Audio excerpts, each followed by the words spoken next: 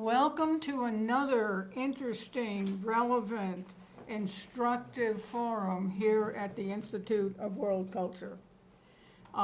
We are a nonprofit educational institute dedicated to lifelong learning in the promotion of universal brotherhood. This institute is located in Santa Barbara, California, for those of you who are online, and you're most welcome too.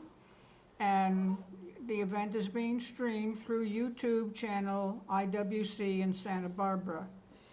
My name is Carolyn Dorrance, and I'll be the chair for the afternoon.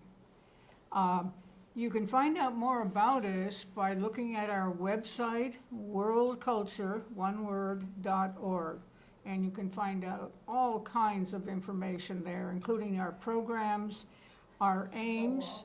All of the programs here at the Institute are guided by the Declaration of Interdependence, which has 10 aims, and you can find them on the website. You can also find them in this blue brochure, which you can pick up and take home, and if you are so inspired to join as a member, it's only $35 annually for the basic membership, and you'll get a monthly newsletter.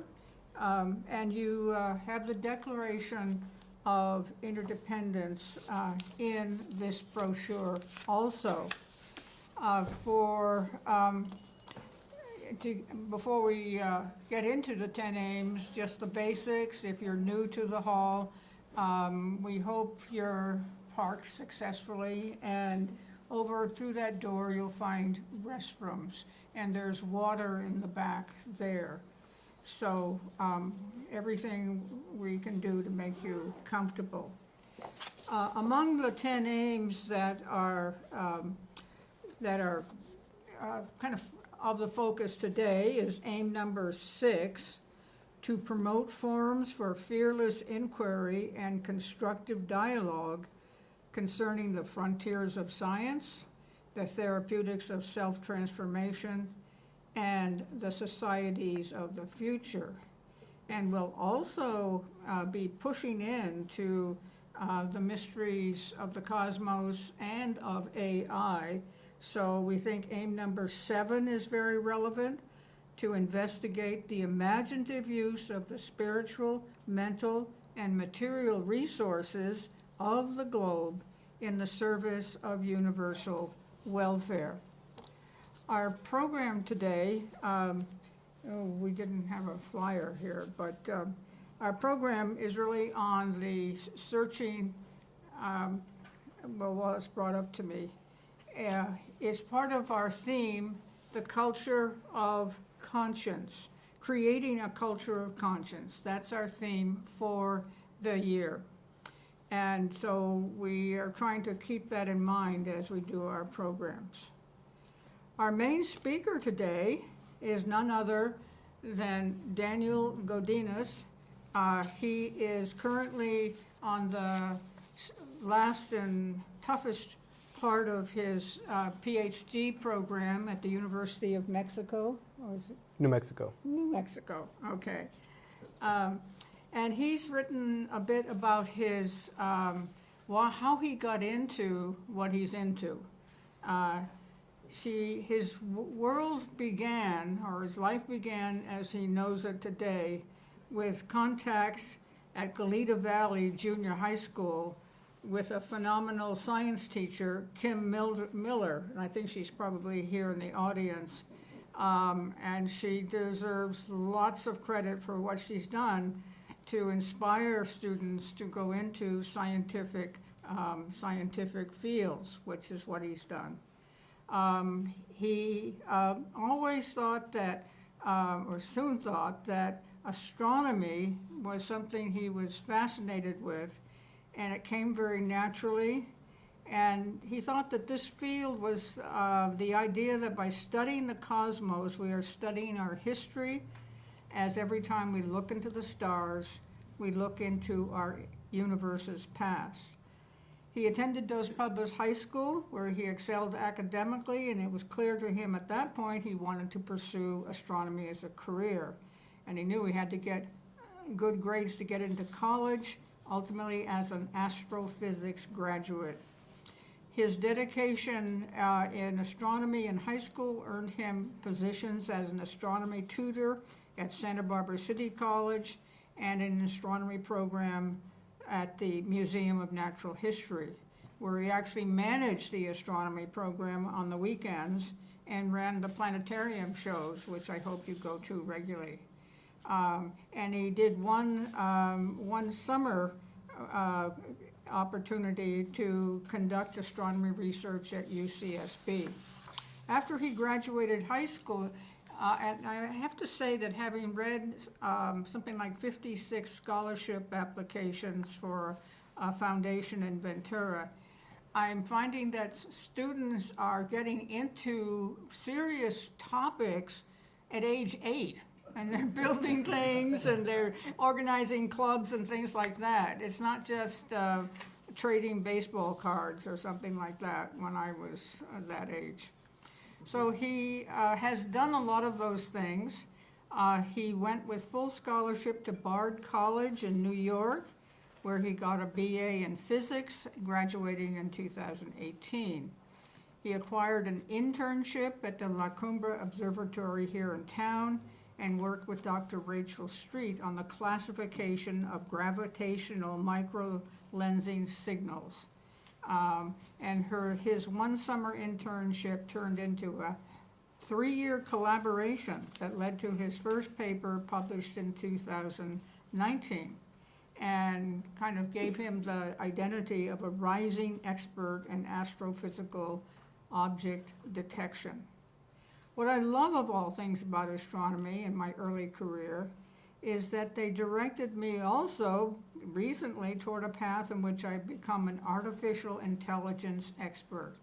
Now I use machine learning in my astronomy research all the time. I'm completely fascinated by artificial intelligence, and you might want to ask him some questions about that, because it's a reminder that our world is full of cycles and patterns that can be revealed if we're willing to listen closely.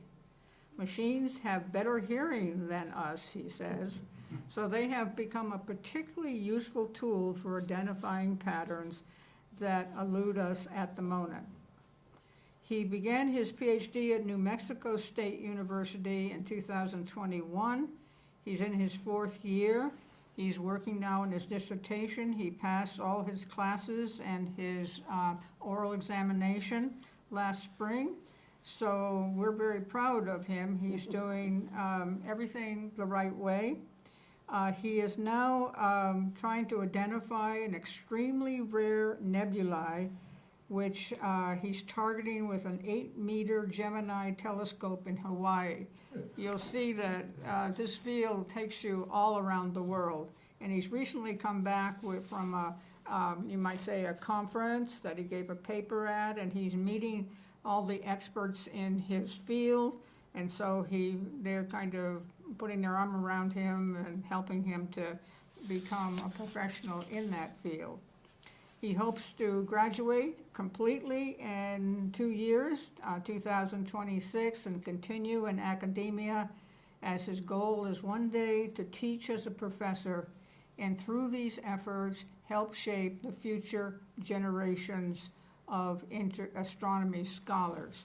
And I'm sure also that his rapidly expanding knowledge of AI will make him a very valuable person.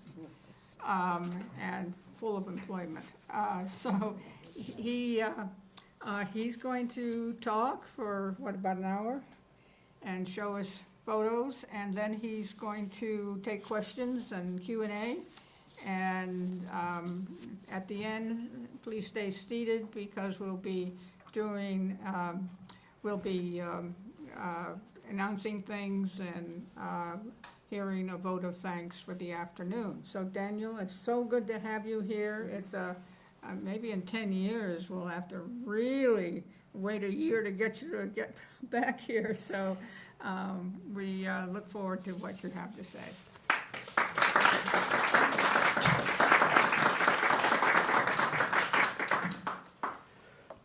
Okay, well, thank you, Carolyn. Can everyone in the back hear me okay? Fantastic. Okay, let me go ahead and begin this presentation here. Aha. Okay, so as the announcer mentioned, today I'm going to be talking about my journey in astronomy, how I came to be an astronomer. I would consider myself an astronomer at this point, and the journey that it took to become a modern astronomer and the kind of work that I'm involved with, as well as some work that I'm not involved with, but that I find just very interesting. So I wanted to begin with where I am now. This is part of the cohort here at New Mexico State University, where I began my Ph.D. in 2021. If you don't see me, I'm the fellow right there wearing the chin diaper with my two buddies. And I wanted to also point out right before I started at New Mexico State, the summer before, I started research. And my main advisor is this lovely woman, Dr. Maura Prescott. We're the ones that are working on the detection of these extragalactic and extremely rare nebula that I'm going to show you later. But as some of you may know, I can be very indecisive. I have a hard time ordering food at restaurants, for example. And when I started my studies, even though I began extragalactic research with Dr. Prescott, I wanted to explore other fields. And so after my first semester, I decided to pick up a second advisor, this lovely man, Dr. Vladimir Lyra. And he studies planets. He studies planet formation. So it's very theoretical. So on one end, I'm doing observations in the context of extragalactic astronomy, and I'm also running simulations of planet formation to study planet formation theory. It was very difficult. When I talk to incoming grad students, I tell them about this decision I made to have two advisors. I don't recommend it to anybody. I was told before this happened that it's possible to do it if you're extremely organized, and I'm not that organized. I'm okay. I'm better now. I had no choice. But yeah, it was a difficult journey, but I'm glad I did it. So I got to really experience research in two completely separate subfields in astronomy. But I also want to point out one more gentleman, and that's Dr. Christian Filmlater here, who I actually met when I was in junior high, and then I also met and worked with them when I was in high school. So is it a coincidence that the first true astronomy research experience that I got, is it a coincidence that it was with this man who is now a professor at my university? I'm sure he read my application and put in a good word. But there's a lot of people, even my advisor, Dr. Prescott, I met her when she was a postdoc at UCSB and I was in high school. So I think a lot of these connections paved my way to ultimately entering the professional career path in astronomy. So what I did with Dr. Finlater, I wanted to highlight, I was, 13, 14 years old, midway through high school. I did a summer mentorship program at UCSB. And this is not a paper that you're going to find on the archive because we never published it. He was teaching me how to code. He was teaching me how to write scientific literature. And he ran some simulations of the early universe. So he's a cosmologist. And essentially what he did was he gave me some data, and he said, okay, I'm studying what happens when galaxies are shielded by gas, because it's very difficult to form stars, because you need hydrogen gas, and this hydrogen gas, it's very easy for it to escape the galaxy, both because of outflows that happen due to star formation and these supernova explosions, but also because the gas gets too hot. It's photoionized, and then it escapes, the velocities increase, and it escapes the galaxy. So he ran some simulations in which he included these outflow events, but he also incorporated what we refer to as self-shielding. This is a local example. This is hydrogen gas around the galaxy. So that's what it is, hydrogen gas that protects the galaxy from photoionizing photons that would otherwise heat up the gas inside the galaxy that would come about and lead star formation. And essentially, these plots, I only want you to focus on these green figures, the green plots here, which essentially shows that with self-shielding, the neutral gas fraction in the galaxy is a lot higher than without. It was a rather straightforward result, I think. He ultimately ended up publishing. I didn't publish in one summer. But it was interesting to see, yes, indeed, when you don't shield your gas, when you don't protect the gas that makes your stars, you end up with less stars. Very interesting result, I think. But how was it that I even got involved with Dr. Finlater? Actually, I got to get to know him and work with him because of my teacher when I was in junior high, as Carolina alluded to. And I have here a photo of her getting the California State Science Teacher of the Year Award in 2010. And I have a quote from the merit citation, and I read, "Our recipient recognizes when firsthand knowledge is lacking and works to connect the students with other mentors having relevant expertise. Our recipient believes that the best thing to do for the students is to not stand in their way. In all students, this teacher hopes to instill a sense of self-confidence and encourages them to always be proud of themselves." Indeed. So, for those online, Kim Miller sitting in the back. She's Kim. So yeah, she was my 8th grade science teacher. I remember I always told people how I did terrible in her class, because I did. Every exam I would get a D, sometimes maybe a C minus. I was just not a high-performing student. And this was 8th grade, Goleta Valley Junior High. And I remember at the very end of the year, after we had gone through a scientific project journey together, she tutored me one-on-one. She suspected that I just had a hard time learning in a classroom environment with 20 to 30 other kids. And sure enough, after some hours of tutoring, we took the final exam, and she claims I ended up with the highest grade in the class, or highest grade in the exam. In the class, I don't think so, but I still got an A at the end. So that for me was the first true academic achievement that I felt. You know, I got a good grade. I was in 8th grade going into high school, and that really set me forward. But it was her who connected me with all of these experts in the field at such a young age. It was just such a privilege that I recognized even at the time. And so I met her when I was 12, going into 13. And the highlight of her work that first year when we had first met and she was my teacher was that through her connections, and this is something that she just has to tell the story, and you could please have to ask her about it. She connected me with a British astronomer who had access to 2-meter telescopes. And these were the Fox telescopes, one in Hawaii and one in Australia. And we got to use the one in Australia, this Fox telescope south. This is 2 meters. And we imaged in the optical regime some star clusters. And we did a project in which we essentially estimated the age of the cluster. Now that I look back, the methods that we used to estimate the age are not the methods that I would use now. But I see why, when I was 12, this was the recommended approach. But yeah, so we got to use these telescopes. We didn't go to Australia, but we got to use them remotely and control them via the internet. So when we tapped into the online network, we were able to actually see the telescopes moving about. This is the webcam view here on the right. And yeah, we took images of these star clusters and multiple filters. And we showed that, okay, this star cluster is probably several hundred million years old, but give or take a couple billion years. And then we got 4th place in the California State Science Fair. And this is me with my science fair partner, Kaylin. This was 1st place, 2nd, 3rd, and 4th.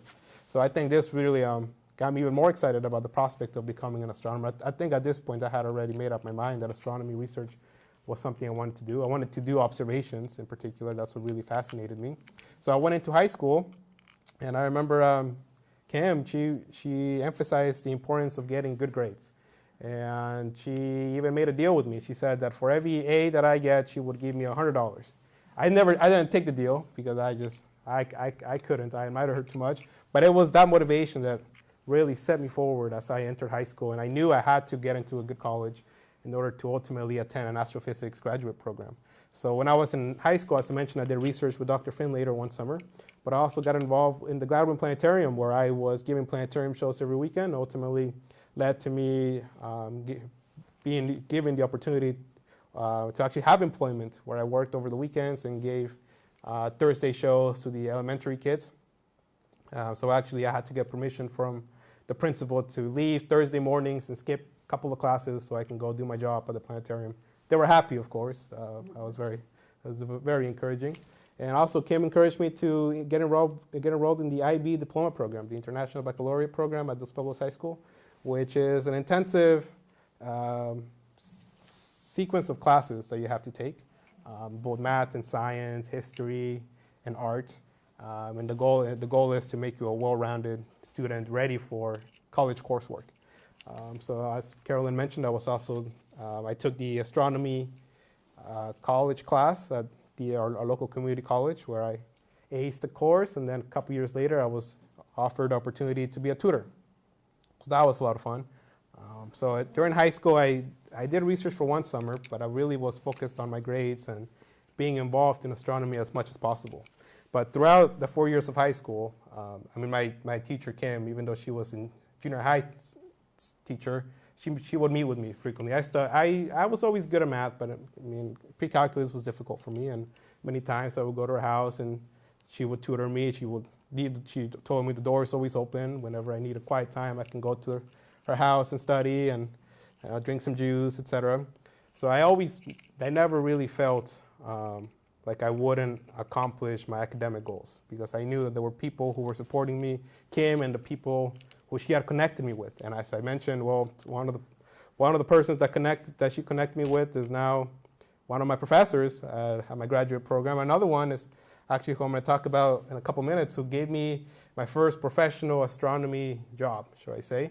But from high school, with all the help and support that I had, I was able to attend college. And I attended Bard College in Annandale-on-Hudson, New York, where I got a BA in physics. This is me, the first day of class. I think this was my third year. This was the optics class, where our professor here, Hal, was teaching us about why the sky is blue, ultimately arriving at Fermat's principle. So this is me with my Santa Barbara Astronomical Unit sweater. I don't remember them taking this photo, but I've attended Bard College for the small classes. As I mentioned, I struggle in classes that have 20, 30 students. I don't do well in these giant lecture halls. So what attracted me to Bard in particular was the fact that the classes were 4, 6, maybe 8 students. If the course was really popular.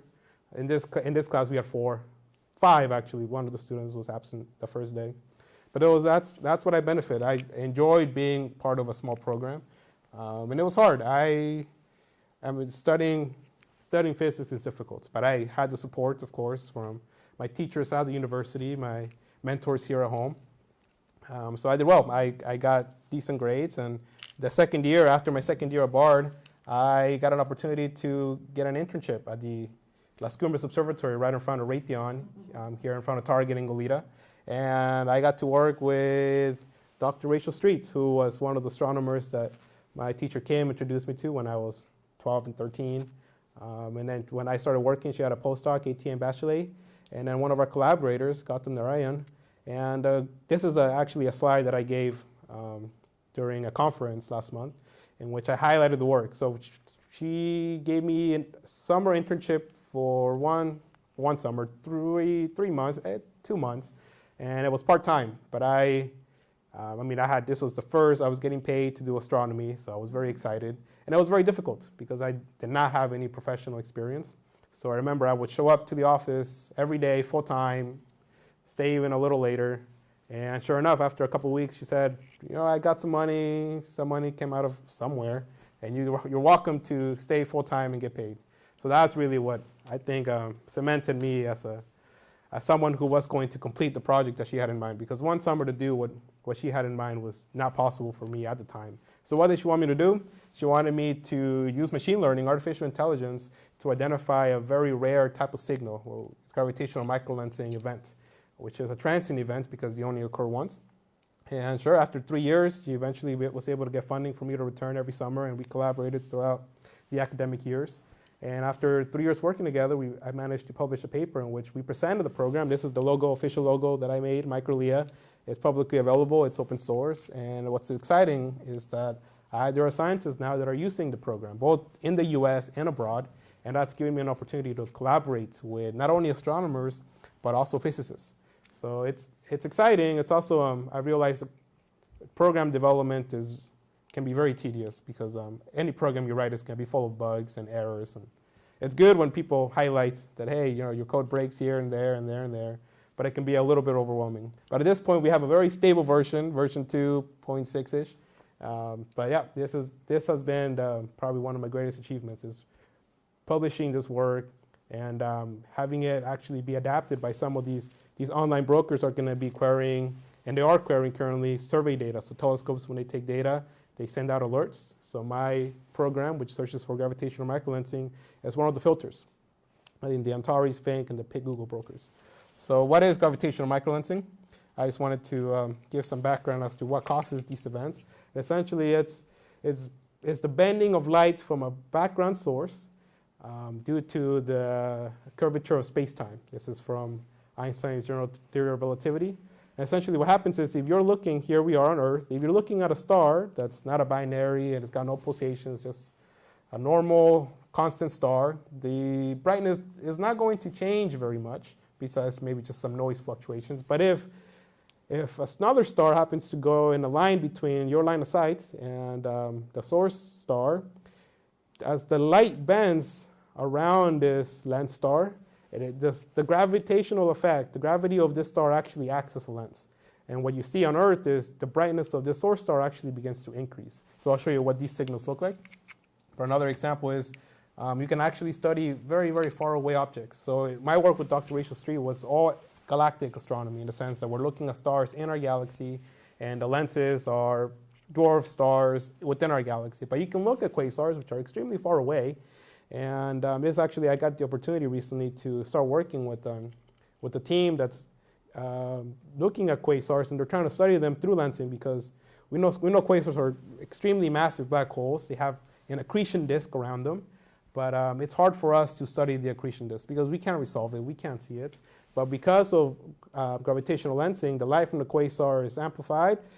We get this magnification, and we actually see multiple images. It essentially allows us to see more of the quasar than we would have otherwise. And we get these beautiful, what we call, this is the Einstein cross, is one of the most famous ones. So again, I'm working with a team who are trying to detect these quasar lensing signatures in the next generation of observatories.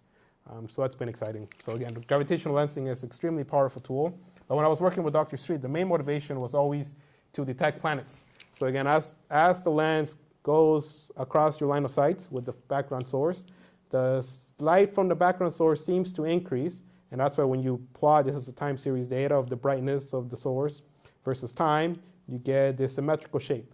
And what's most exciting is that if the lens star has a planet, and the planet happens to align just right, the planet itself acts as an additional lens, and you get these tiny little blips, which are very short-lived. It can be as short as a couple of hours. So the main challenge in finding these planets, which a big advantage of this technique is that we can detect very small worlds that are otherwise invisible. Typically, when we find planets through transit methods, we're finding the Jupiter world, very large Jovian planets. But it's hard to find planets that lie beyond the snow line because they're just extremely small. So gravitational lensing is sensitive to any mass.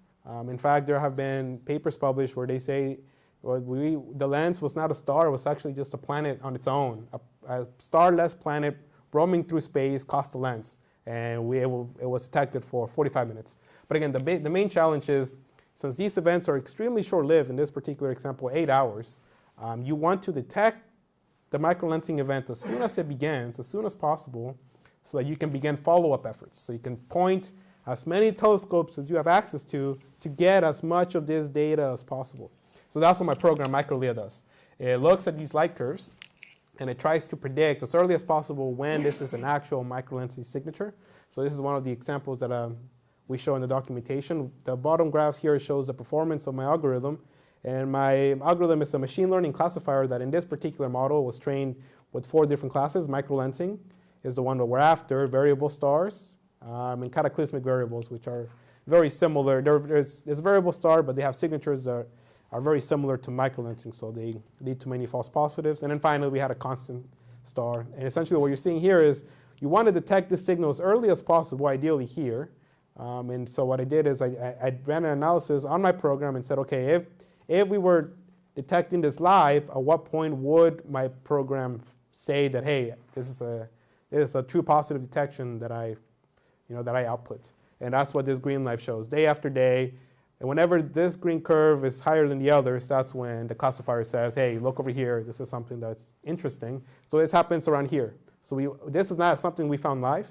This was something from a survey that we found afterward. The problem with microlensing is once it happens, it's never going to happen again. So that's why we emphasize the importance of finding these as early as possible, because there could have been a planet right here, a planet deviation, or maybe over here, but we don't know. We don't have any data. We don't have any telescopes pointing at it.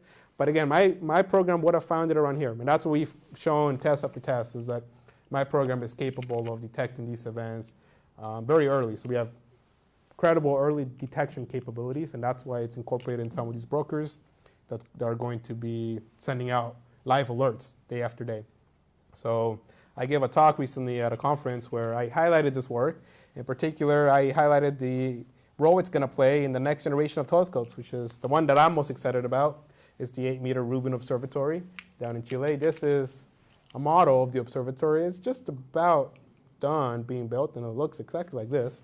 They actually just, when I was in the conference, they showed the first images of the digital camera. This is a $200 million, 3 billion pixel camera. And you can imagine the fellow, they have a video of the truck driver going up the mountain. You can imagine how nervous he was. And this is another picture of the crew. I mean, this is going to image the southern sky, and it's going to provide an insurmountable amount of data that no one's ever going to be able to parse. But that's where my program comes in. So I've actually simulated what some of these signals look like. And the problem is, again, as I mentioned, when you don't have a lot of data points, you risk missing the microlensing signature. But this is actually an event, a microlensing event that I simulated with a program to simulate what Rubin would observe. And I mean, if you didn't catch this at all and you didn't have any follow-up observations, you wouldn't know that this is a gravitational microlensing event. So again, my program would have found it. I didn't run the analysis, but I'd be confident it would have found it somewhere on here. And likewise, there's another lensing event that we would have missed. This is not a gravitational, a point source, a point lens event. This is actually a very rare theoretical type of object called a boson star, which I'm going to talk about. But again, so I just want to highlight how hard it is for us, even with the largest telescopes, the new generation of surveys, how hard it is for us to detect these transient signatures. So that's what my work has focused around, is using this time series data to facilitate that effort. So my program, again, it finds these early on so that we can begin pointing telescopes and we can get data here and get data here and get data there, which is important. Without that additional data, you simply cannot model these events. And once they're done, like I mentioned, you'll never see them again. So I highlighted this work sometime last month, actually 2 weeks ago at the Rare Gems and Big Data Conference in Tucson, Arizona. The fellow right there hiding in the back. And I was happy that it was well received, and I got to meet a lot of the experts in the field of astrophysics, in particular machine learning. Here I am giving my presentation. This is my first major conference, second conference that I've attended, but the first major one where I had the opportunity to actually give a talk. And as part of my work, I mentioned that I've been able to collaborate not only with other astronomers in the field, but also physicists. So there was one particular team in the University of Durham in the UK who reached out to me some time ago saying, hey, we're using your program to identify these boson stars, which are stars that are made up of dark matter. Very theoretical. We believe they exist. They have a model for them, and the only way to detect them, as I'll talk about later, dark matter, you can't see it in visible light, but it does have a gravitational effect, so you could detect these via lensing. So that's what they were using my program for. Also these NFW halos, which are also theoretical and composed of dark matter. So this is my collaborators Miguel Romao and Juna Kroon, who published a work recently, just this year. And now we're doing another work where we're extending this, and we're analyzing how well can we detect these dark matter, extended dark matter objects in Rubin footprints. So that's very exciting. I have some results to show you, but I didn't compile them. But so the punchline is we can find them. It's hard, but we can find them, and we will once Rubin comes online. But with that, I want to talk about dark matter and why dark matter is so interesting, and how do we know dark matter even exists. Now I know dark matter is something that eludes us all, and I mean we know that it's there because we look at stars in our very own galaxy and in any other galaxy. We look at the way that they're moving around the center. We know there's a black hole at the center of a galaxy. All the stars go around the black hole. The stars at the center go around the black hole, and then the stars farther out, they go around, but they are influenced not only by the black hole mass, which is large, but at farther distances is almost negligible, but the velocity of the stars that they're going around the galaxy is determined by the encompassing mass. So when we look at galaxies, not only our own, how much mass we quantify is directly related to how much light we see. We have these mass to light ratios that we make assumptions about, and then we're able to, based on the light, how much mass is in this galaxy. And most of the mass in a galaxy is in the center. So we predict from Kepler's third law is that the velocity of these objects should be pretty high at the center, but then there are less stars on the outskirts of the galaxy.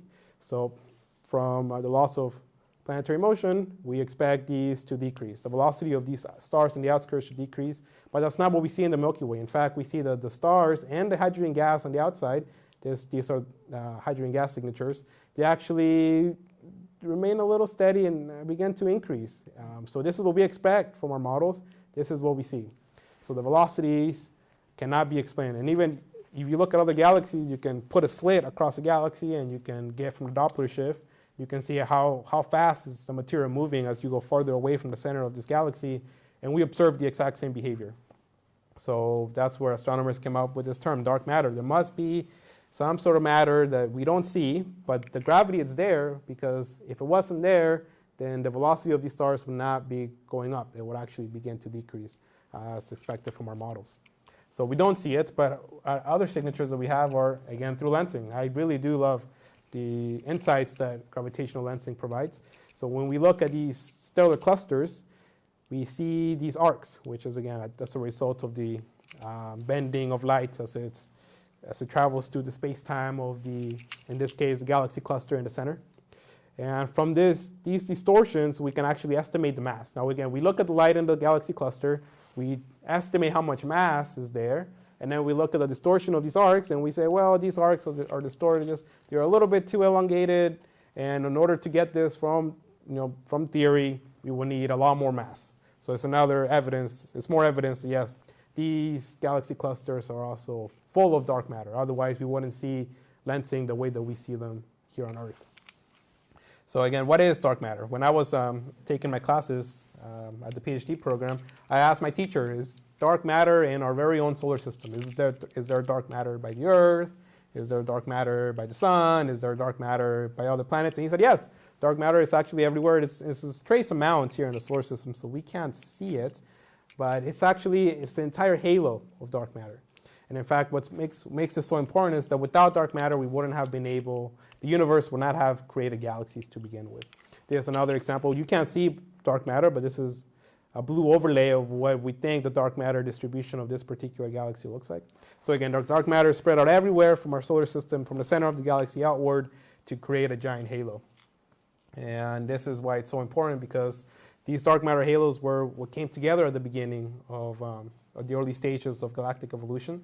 So the larger the dark matter halo, the higher the gravitational potential, and hence the more ability that potential has to create stars, to begin to merge galaxies, create galaxies, and begin the hierarchical growth that we see in our galactic evolution theories. So again, the higher the dark matter halo, the bigger the galaxies, which makes sense, and also the more massive the supermassive black holes at the center of these galaxies are. So this is why dark matter is important, because again, without dark matter, we wouldn't have been able to coalesce and start creating these galaxies. Now I wanted to have an interlude here and take a little break and step away from dark matter, because you can ask me what dark matter is. I have nothing but speculations. I had one interesting idea that I want to share with you, but before I can share this idea, I want to point out that I was at a conference in Nevada about a month ago where I presented on my planetary research. And in short, I'm going to give a quick overview of what this work was. We looked at the way that planets form. So we start with the formation of a star, a protostellar cloud, that condenses and comes together due to gravity to create this disk. And eventually, the disk here, which is composed of primarily hydrogen, but a couple percent metals, which we refer to in the planetary field as dust grains and pebbles. These are what make up the planets that we see in evolved systems. And the big question is, how are these planets formed? It's actually very difficult to form planets. I'll get into that later. But this actually happens extremely quickly. Within 2 million years, you start forming planets. Within 10 million years, all the planets are formed, which I know might not sound like, it sounds like a long time, but trust me, that is extremely fast. So the big problem that I was tackling in my work was, okay, we know this is called a protoplanetary disk. This is where planets come from. We look at these disks, and we can quantify how much mass is on these disks. And then we look at stars that have formed planets, these exoplanet systems. We calculate the mass of these planets, and then we find a discrepancy. In fact, we find that the planets that are formed are about 10 to 100 times more massive than the masses of the disk. So that's not possible. How can it be that the material from which these planets come from is 100 times less massive than the actual material that it makes? So this is one of the earlier works that showed this. This is the masses of the disk as a function of the whole star. And this is the mass of the evolved system. So again, this is a lot lower by 1 or 2 orders of magnitude from what the mass in evolved planetary systems looks like. So we call this the missing mass problem in planet formation theory, or the mass budget problem. So my work with Dr. Lyra at New Mexico State University was looking at running simulations of planet formation in the context of what we call the streaming instability, because we have a lot of ways to form planets. One of them is the streaming instability. You can create vortices as well. You can have gravitational collapse if the dust mass is high enough. But essentially what I was saying is it's hard to make planets. You can create these dust aggregates because of electromagnetic attractions that brings together micrometer size particles. But once you get to about the millimeter regime, these are not sticking together anymore. They start to bounce and fall apart, and they break when they collide. So this is one of the barriers that we have. Now, if you were to overcome these barriers and create meter-sized rocks, then you have additional problems, which is now they're too big, and now they feel enough drag from the gas, so they begin to drift inward into a star, and you lose your material. So again, it's hard to actually make planets. So one of the theories, the leading theories that was proposed in 2007 was the streaming instability, which overcomes these barriers. So all the work that we do in this research group is within this context. So in short, what we do is we run planet formation simulations using hydrodynamical codes. And this is what it looks like. This is the streaming instability, which is essentially the clumping of dust pebbles due to the differential motion between the gas and the dust. And we can't actually run simulations of entire solar system models because we don't have the resolution. But we do create these tiny little boxes, which we can place anywhere along the disk. And we run these simulations with periodic boundary conditions, and then we see how these filaments evolve over time. But again, streaming instability allows you to create these dust overdensities, where that eventually you exceed what we call the Roche density, and you make these planets. So this is one of the simulations that we used in our work. Again, this is the streaming instability at play, and this is the orbit over time. So we take snapshots of the simulation as the box goes around the whole star. And over time, we see that indeed we generate these high density filaments. And the goal of the project was, okay, we know that we can create optically thick pockets because these are very, very dense. Optically thick, I mean, it's hard for light to go through them. So when we estimate the mass in protoplanetary disk. We do it based on the light. That's what astronomers have. We only have light, really. So we see how much light comes off of the disk, and from there, more light means more mass. So my advisor had this hypothesis that was, well, it's not that the disks here are less massive than they should be. They are as massive as we need them to be to form planets, but the light is getting trapped in these optically thick regions. So streaming instability creates these thick filaments, and light has a hard time escaping. So the observer on Earth, they see less light than is truly there, so they estimate less mass. That was his hypothesis, which proved to be true. Indeed, this is one of the results from our paper, where we showed that, yes, with the filaments here over time, where we see the strongest concentration, this is orbits. We ran the simulation was run for 100 orbits. And when we see the highest concentration, the highest overdensities, this is where we see the maximum mass underestimation. So this parameter, lambda 1, this is the mass underestimation. So in this case, this is the radius, this is the star, this is 100 astronomical units away from the star. This is time as the simulation progresses. And in short, we see that, yes, when we reach these max overdensities, we get mass underestimations of up to an order of magnitude. We also ran simulations with self-gravity. Believe it or not, these simulations didn't take into account gravity. Why? Because when it comes to theoretical work, you actually, when you do these simulations, you want to decompose them. You want to run them bit by bit. So we didn't include gravity in the first simulation, but when we include gravity, we get mass underestimation factors of not 10, but 20 to 50. So we really began to bridge this gap. So in short, we started to solve this problem, and the whole hypothesis was, well, the mass is there, we just can't see it. So ever since I began this work, and even after I finished it, I thought to myself, going back to dark matter, is it possible that dark matter is simply baryonic matter, matter that we know exists, matter that can reflect and emit light, but maybe we just don't see it. Maybe it's there, but we simply cannot see it.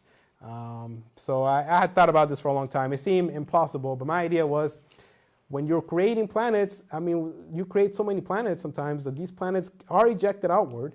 So could it be possible that our galaxy is full of these rogue planets that were ejected out from its host star, and these rogue planets explain the dark matter? That was my thought. So I ran some calculations several weeks ago that I wanted to share with you. So if you can hang with me here, this was my order of magnitude calculations. I started with the mass of the Milky Way. It's about 1.5 trillion solar masses. I said, okay, 1.5 trillion solar masses in our galaxy. How much of that is dark matter? It's more than 90%, but let me just be conservative and say 90% of this is dark matter. That means that the dark matter mass in our very own Milky Way, it's about 1 trillion solar masses. Okay, so this is where I bring in my planetary expertise, and I say, okay, if a protoplanetary disk, stars, young stars that are forming planets, if these disks have masses of about 2 to 3% solar mass, I'm going to assume that it's 10%. They're not. I mean, they can be, but then they're gravitationally unstable, and this just rarely happens. But let's assume that the masses of these disks is 10% the solar mass, and that all of this material turns into planets. Again, this is not true because of all these barriers that I showed you, but let's just assume 10% of this 10% of the solar mass is converted into planets, and all these planets are ejected into the interstellar medium, which is not true, otherwise we wouldn't have planets in our solar system. But again, just being very conservative here. Given the fact that we have, let's assume 100 billion stars in our galaxy. If all 100 billion stars, when they were formed, had planetary disks around them that were 10% solar mass, that means that the total mass of these rogue planets would be about this is about 10 billion solar masses, which is 10 trillion Jupiters. So if my hypothesis was correct, I mean, this would be the same number as this. But this is 10 billion, this is 1 trillion, so I'm off by about a factor of 100. But it was fun. I mean, it's something that I had thought about for years, and I finally did it, and I mean, I wasn't too surprised. But I mean, in short, I don't know what dark matter is made up of. We know that it's there, and we know that it has a gravitational attraction and a gravitational effect. We can observe this effect, but what is it actually? I don't know. But going off of that, I know people also wonder about dark energy. This is two terms that should not be interchanged. Dark matter is matter that keeps galaxies together. I mean, it mostly plays a role in in local galaxies and in our local environments. But dark energy is actually a repulsive force that really comes into effect on very large scales.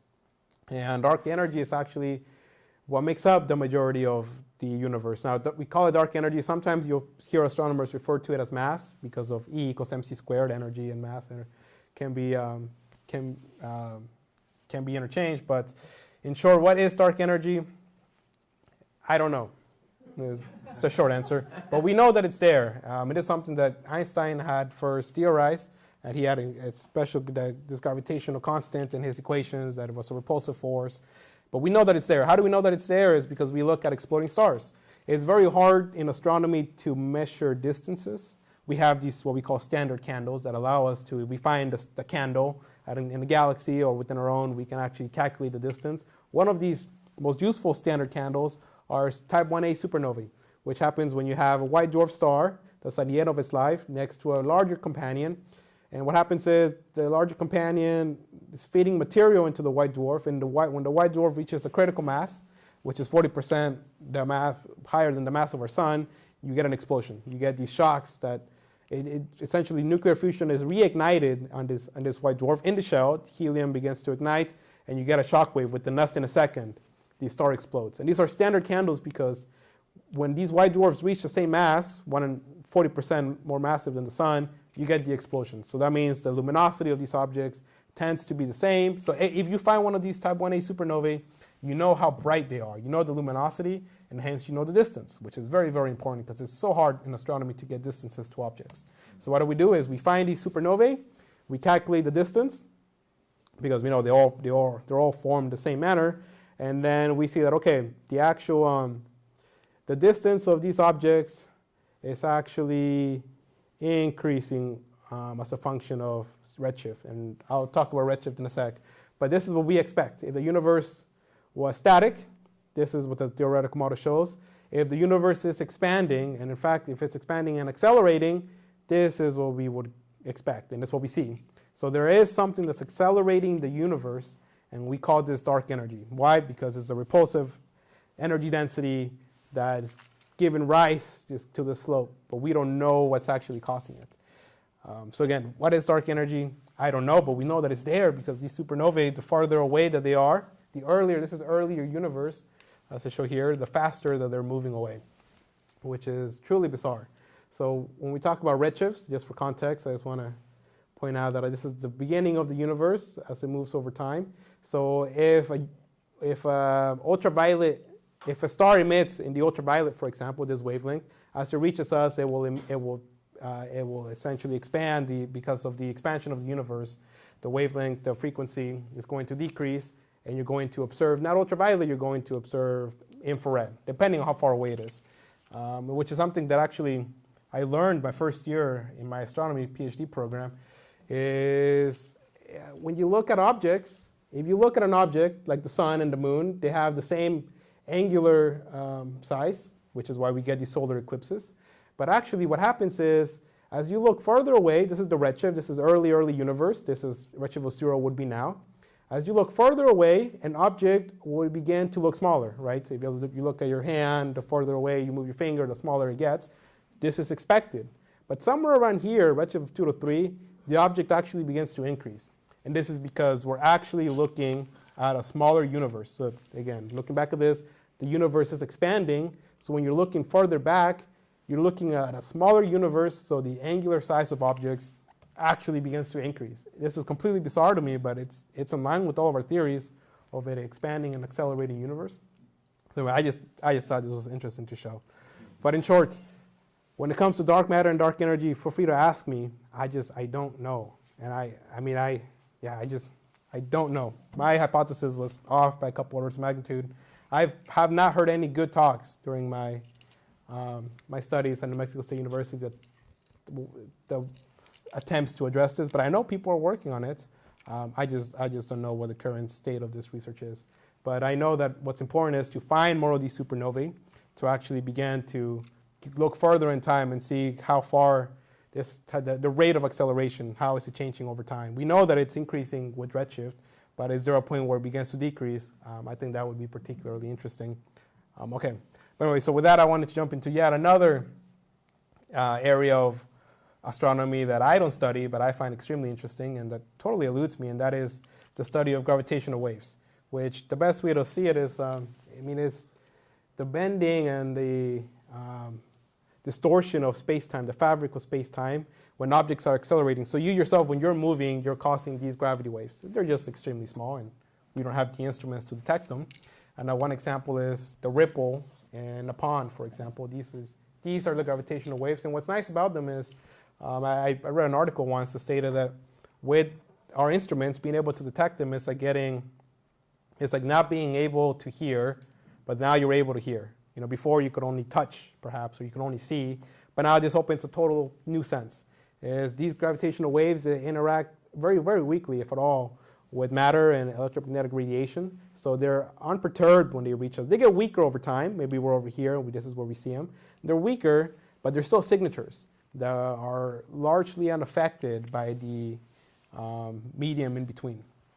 So again, these are extremely, extremely useful because they tell us about the early universe. We can observe these very chaotic events. The ones that we target now are these neutron star and black hole mergers, because as these black holes or neutron stars get close together, they're extremely dense. This is showing the density. This is 100 trillion grams per centimeter cube here in the center as they're merging together, the density. This is a billion on the outside. Extremely dense events. And what happens when they collide is that their acceleration actually increases significantly. So they're moving so fast that the gravitational waves that they emit can actually be detected from Earth. Ever so slight. They're very weak signatures, but with our instruments, we can detect them. So this is the reason why currently LIGO, the gravitational wave instrument, is targeting primarily these black holes and neutron star mergers because they're moving very quickly. As they get closer and closer together, the frequency of the wave actually begins to increase. But eventually, with more sensitive instruments, maybe space-based instruments, will be sensitive to other types of phenomena. So in short, what happens here on Earth when these gravitational waves reach us? We ourselves, we contract and expand ever so slightly. But actually, this is something that we can detect. And this is two instruments that we have here in the United States, one in Washington and one in Louisiana. And in short, we have these giant arms, which we send light through them. This is a good schematic here. So how are we detecting these gravitational waves? We send a laser through this arm here. We send a laser through this arm here. They're the same length. Eventually, there's a mirror here and there's a mirror there. They bounce back. And when they reach here, the signals, they cancel each other out. So it's an interference. But if there is a gravitational wave that's making things contract and expand ever so slightly, that's going to expand and contract the arm. And that means that the length that the light travels changes ever so slightly in both directions. So now when they go back here, they no longer cancel each other out. Now they're offsets by a tiny little amount. I mean, we're talking contractions and expansions of less than the size of a proton. But yeah, from this alone, we can determine the size of these black holes. And I mean, that's just fascinating. And this is an actual signature of what this looks like. Is as these black holes or neutron stars are merging, this is seconds before the merging happens, you can see the frequency, the rate at which these gravitational waves reach us begins to increase exponentially. So what's extremely useful is that this can actually help us tackle the question of dark matter. There have been simulations done that eventually say, if dark matter interacts with neutrinos and other type of particles, then we would expect less mergers. But if that's not true, we expect more mergers. So as LIGO, I mean, eventually LIGO is going to be detecting tens of thousands, hundreds of thousands of these events. And we'll be able to actually put these theories to the test. And that's going to reveal a lot to us about the nature of dark matter. But I'm not an expert in dark matter or dark energy or gravitational waves, but I mean, these are topics that I find is extremely fascinating. What I am an expert of is image classification. So I want to just quickly highlight the work that I've been doing. And I've been doing this with my advisor at Mexico State, Dr. Prescott. And she studies very high redshift objects. So we're talking early universe. And when we say high redshift in this context, we're talking redshifts 2 to 3. So the way that it works is at a redshift of 1, you divide the age of the universe by 2. So a redshift of 1, if the universe is 14 billion years old, then redshift of 1 means you're looking back 7 billion years ago. Redshift of 2 means half of that. So 7 divided by 2, but 3.5 billion years after the Big Bang. Redshift of 3, half of that. And you keep going, you keep going. So these objects are redshift 2 to 3. So they're only several billion years after the Big Bang. And these Lyman alpha blobs, and that's the scientific name, these are just giant clouds of hydrogen gas that encapsulate galaxies. And we believe that these are actually the progenitor of the largest galaxy structures that we see today. And they're extremely bright in one particular line, Lyman alpha. And the reason they're extremely bright is because Lyman alpha is, we have an abundance of hydrogen in the universe. And Lyman alpha is the transition that happens when an electron goes from the n equals 2 state to the n equals 1. So it's relatively the more efficient transition of all the Lyman series. And essentially, yeah, what happens is when the electron jumps down, it emits a Lyman alpha photon, which we can detect from Earth. Now, these objects, they're redshifts 2 to 3. This is UV radiation, ultraviolets. They wouldn't reach us here on Earth, but because they're so far away, this ultraviolet light, when it reaches us, it's no longer ultraviolet. It's now in the blue. It's been redshifted and elongated. And actually, we know that in the high redshift universe, it's full of Lyman alpha emission. These are all galaxies. This is showing the Lyman alpha coverage as a function of redshift.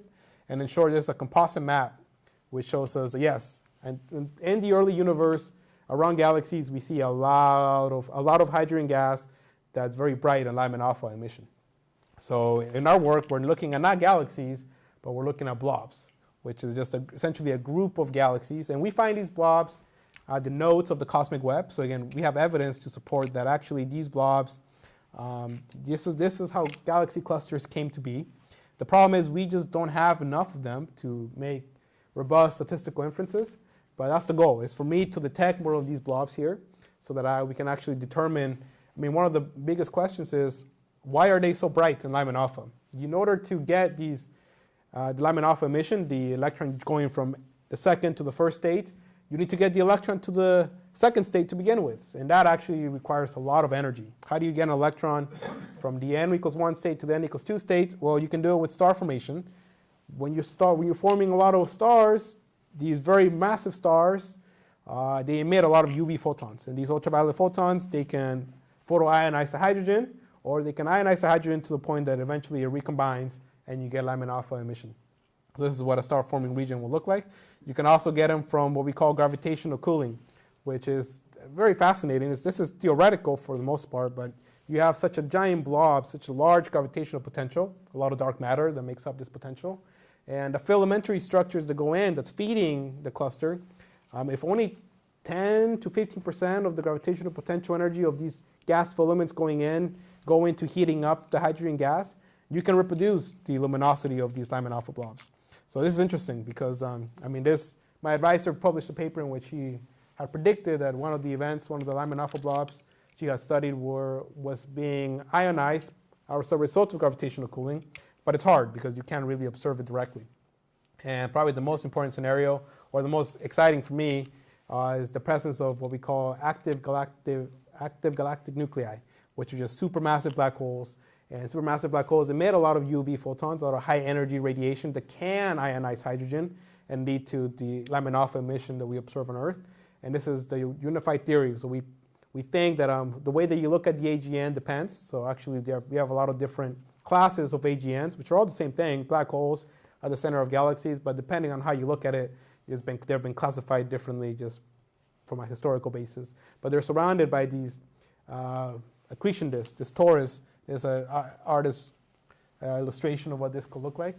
And I have my colleague who's actually doing research on these giant, the accretion disk around these supermassive black holes are very chaotic environments and very interesting because you can form planets, you can form stars next to planets, you can form other black holes. Here in the accretion disk, in this torus, you can form multiple black holes that collide, and then you see the gravitational wave here on Earth.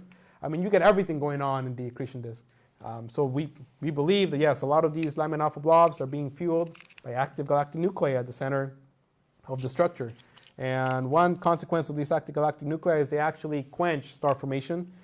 They're very energetic and very chaotic that they actually emit or reject a lot of the hydrogen gas that would go into creating stars. So we have one of the puzzles in astronomy today is, what quenches a galaxy? Why does a galaxy stop forming stars and begin this galactic evolution into what we see now as red ellipticals? Well, part of it is this scenario of AGNs. Once an AGN turns on, essentially a star formation comes to a halt almost immediately because the AGN is so energetic and so chaotic that all the material just gets ejected outward. And it quenches the galaxy. There are other quenching mechanisms, but this is one that I find particularly interesting.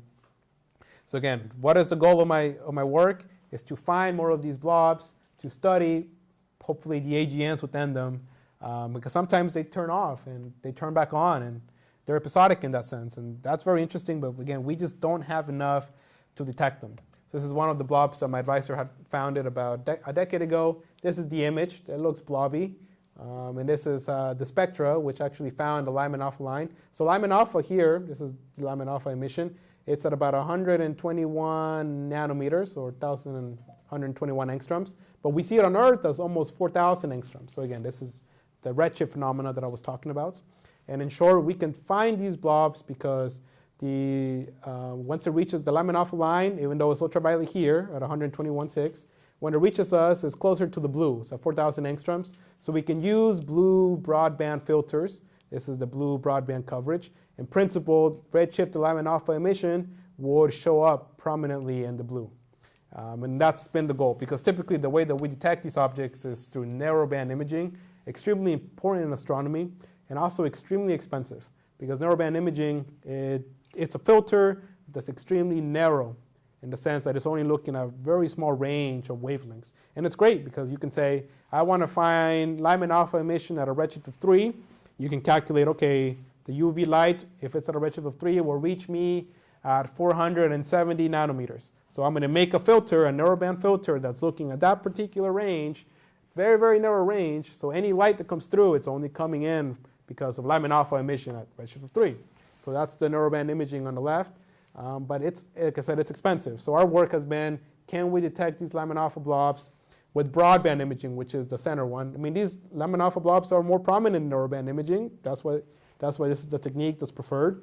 But a broadband approach would allow us to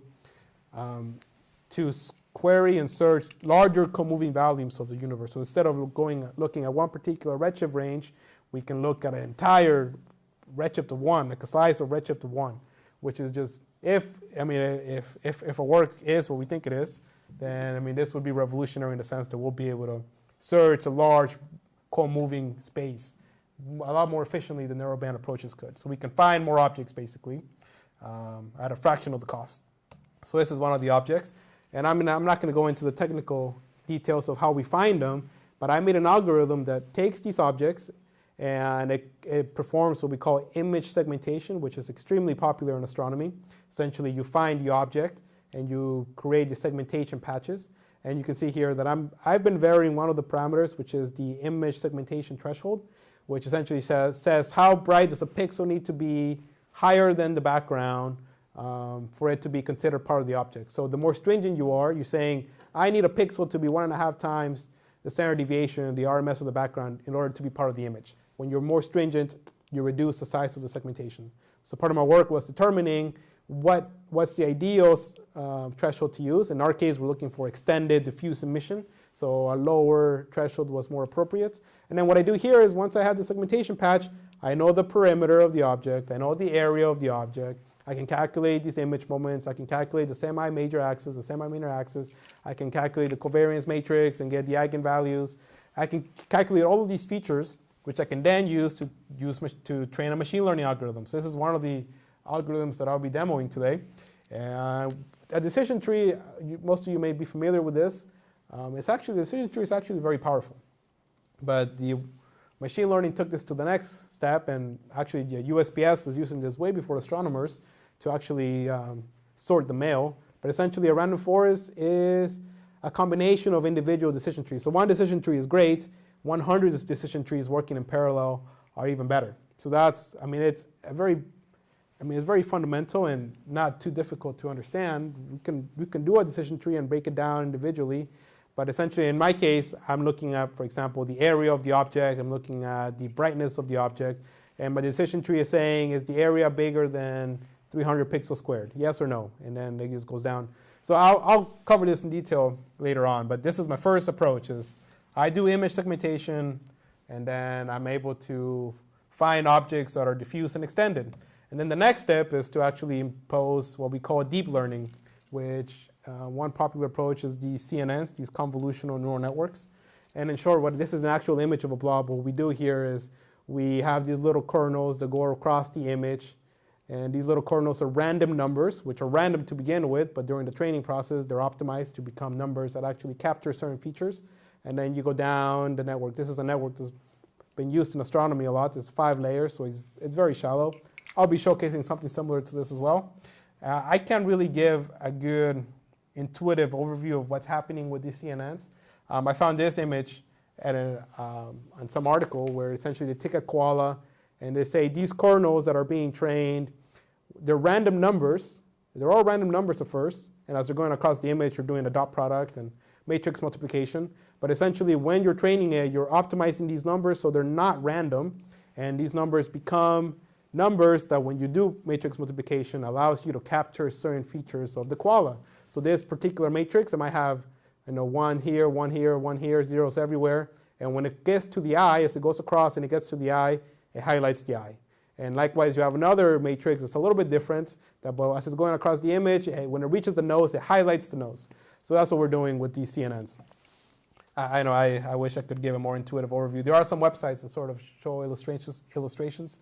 But in short, what I did here and for my work is I have multiple machine learning algorithms that work in sequence. And I don't want you to read the material on this table. I just want you to see what my process was. I started with over 2 million objects in one particular field. And applying machine learning, I eventually got this down to 55,000. This took me about a year. And then from 55,000, I brought it down to about 16,000. This took me about a year and a half. And then from 16,000, I brought it down to 93, which took me about a month after that.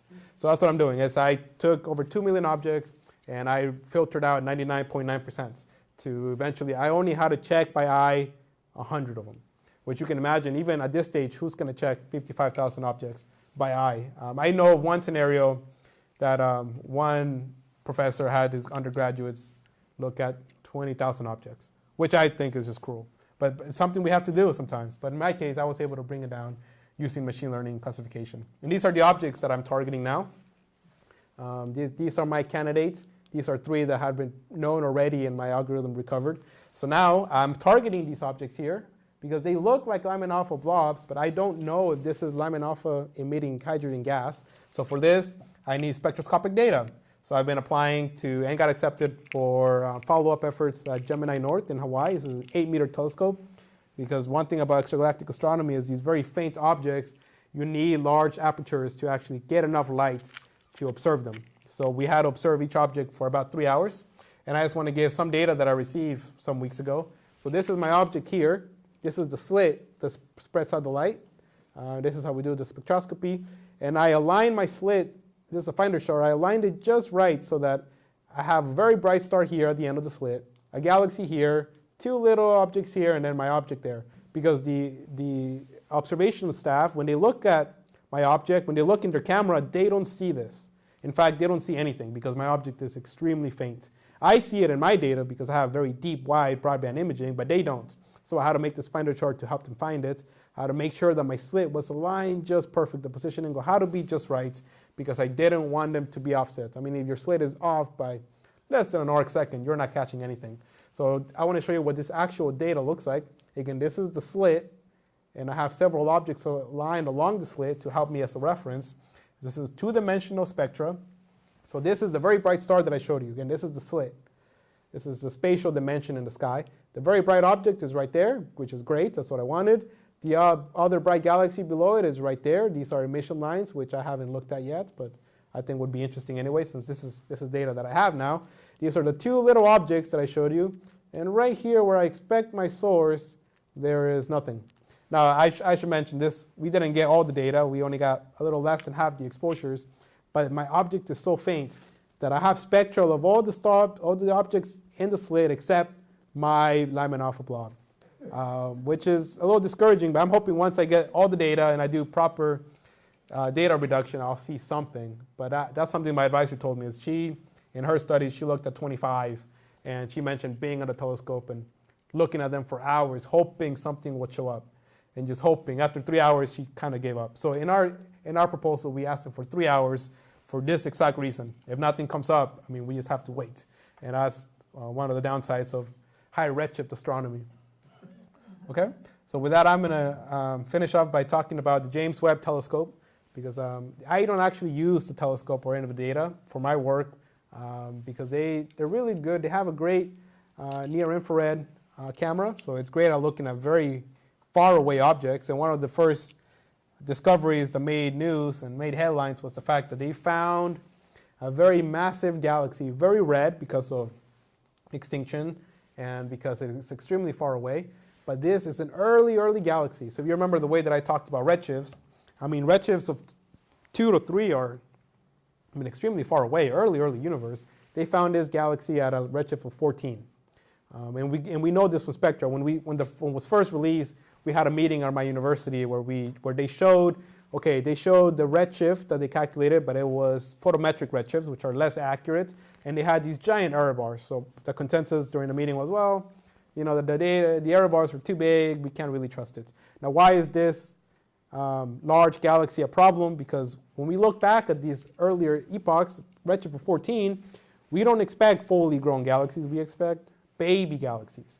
So the fact that we look back and we see adult galaxies, you know, with a job and kids and a mustache, it does not align with our current understanding of galactic evolution. So that's exciting. Is this actually breaking the physics that we think we understand, or is this some fluke? And the reason that this breaks to physics is because we know that star formation as a function of redshift, star formation peaks at around redshift of 2. So again, this is several billion years after the Big Bang. These are all different models and observations, but in short, there is a trend. This is what we call the cosmic noon, where we get more galaxies, more massive galaxies, more star formation. Redshift of 14 is over here, which is not even, that's the galaxy I was showing you. So again, the James Webb Telescope is finding galaxies way out here that are similarly large and have higher star formation rates than we expect. And it's not just one, they found a variety of them. So the best explanation that I found, most convincing, that doesn't require us to change our framework, is simply that there is maybe some episodic, maybe some black holes. They grow faster than we think, and this black hole actually fuels star formation and galaxy growth, and it's only temporary, so it doesn't break our understanding of physics. I don't know. This is an active field of research, and I think it's great. But that's one of the things that that came out of the James Webb Telescope, is we were able to look so far back, farther than Hubble, and what did we find? We did not find baby galaxies, we found fully grown galaxies, which, again, is a problem. Another object, when I was in my planetary research conference, some fellow gave a talk on what we call these Jupiter mass binary objects, which is exactly what it means, Jupiter-sized planets that are orbiting each other out in the interstellar medium. So they don't have a star, they don't have a host star. And the problem is that they shouldn't happen. First of all, binaries are pretty common, but the smaller the star, the less common it is that it's going to have a binary companion. When you have Jupiter-sized planets, I mean, these should be virtually non-existent.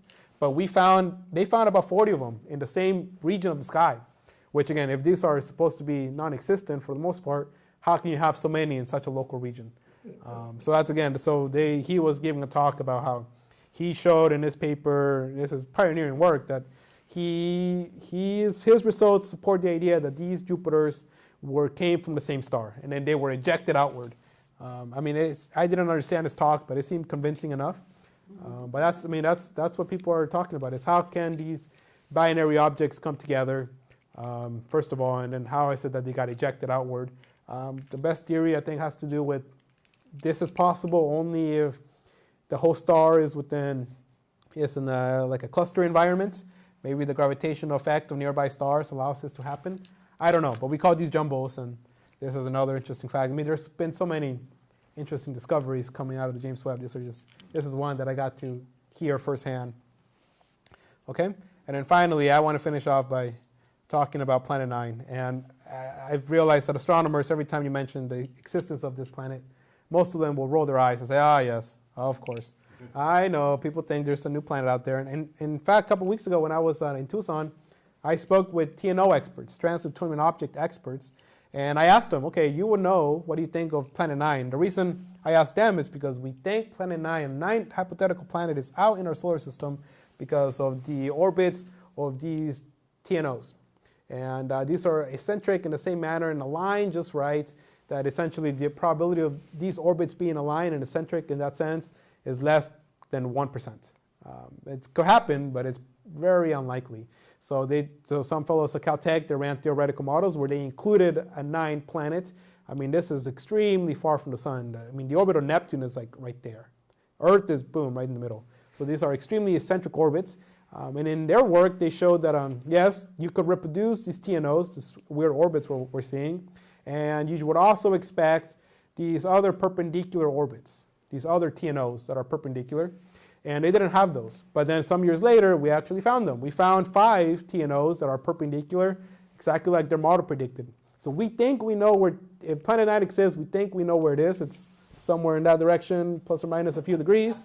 People have looked for them. But I asked the TNO experts several weeks ago what they thought, and one of them said, well, it's just observational bias. You point the telescope this way, and you're surprised that you see objects aligned in that direction.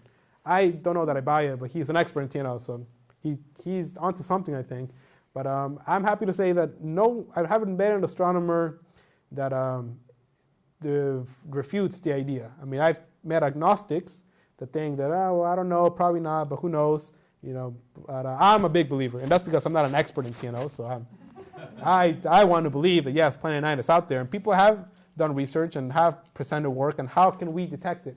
The problem with this planet, which I mean, it comes around every 10 to 20,000 years, is what the models predict. 5 to 10 times the mass of the Earth, very icy world because it's very far from the sun. How can we detect it? It doesn't emit light, and we can't see it on optical surveys. Well, one fellow, this is from a research paper, he said, first you detect the moving object in an optical survey, which is hard, because again, you're not looking for light, you're looking for streaks of no lights, as I'm going to show. And then if you find something, you check radio signatures. The planet, everything emits radio, so in principle, yeah, if you find a radio signature in that particular streak, then there could be a Planet 9 candidate. In this case, he called it Planet X.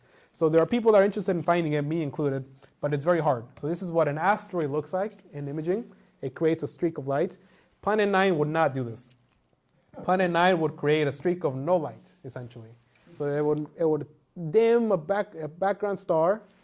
You wouldn't see it after that. It would just continue to travel. And then when it reaches the next star, again, it would create a tiny little streak, and then it would continue on. So if I wanted to find it, that's what I would be looking for. I would create an algorithm that looks for dims and lights that follow a line, which is hard. I haven't crafted this, but this is how I would look for it. And Rubin will find it. I mean, I'm sure it will be in the data, but they're not looking for Planet 9, so Rubin Observatory is not going to dedicate resources to this. But I heard a talk when I was in New York during my undergrad of a professor who said that he believes Planet 9 has been imaged, and it's in some data set somewhere. It's just, who's going to find it? We have so much data in astronomy, not enough grad students to actually go through it all. But he believes that it's been imaged. And, but anyway, so I believe in it. I've been saying in the next decade, it will definitely be found, and we'll have the coordinates. And I believe there are more than just 9 planets. I think there are way crazier things out there. But in short, I'm going to be trying to do this once Rubin comes online. And the way that I'm going to do it is I'm going to be using machine learning. So with this, I want to highlight how machine learning helps us in astronomy, object detection, which is what I've been focused on, cleaning images, noise reduction, and outlier detection is also something that I've been doing, making schedules like robotic cues for telescopes.